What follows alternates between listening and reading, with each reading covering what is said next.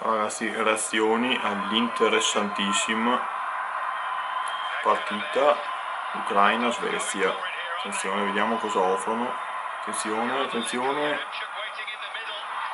Oh, mamma mia, palo subito! Subito! Sidorchuk. Che roba! Ecco, non è che fatto in tempo a parlare.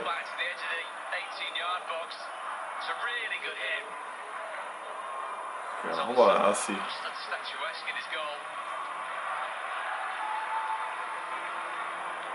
Ah, 1-1, era stato 1-0. La partita è già iniziata. Allora, ragazzi, con tutto rispetto, vedere un ottavo di finale Inghilterra-Germania e un Portogallo. Attenzione, la Svezia! Palo ancora! No, ma com'è possibile? Ancora palo! 2 pali in 60 secondi.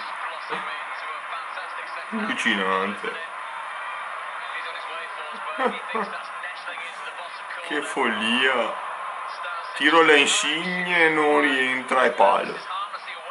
Palo. Ragazzi, incredibile pensare che in 2 ottavi di finale si sono affrontate Inghilterra e Germania e Portogallo contro Belgio. E qui Ucraina e Svezia, con tutto il rispetto, ma ragazzi, sono già in ansia per venerdì, ragazzi, sono già in ansia. Oh, la Svezia, attenzione, la Svezia. Oh! Mamma mia. Svezia vi dovrete fare contro solo per lo sgarro del 2018. L'eliminazione non ci ha compromesso i mondiali, ancora non è. Oh!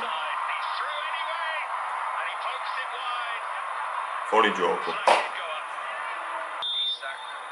Alexander Isak lo seguivo quando guardavo il campionato di Serie A svedese.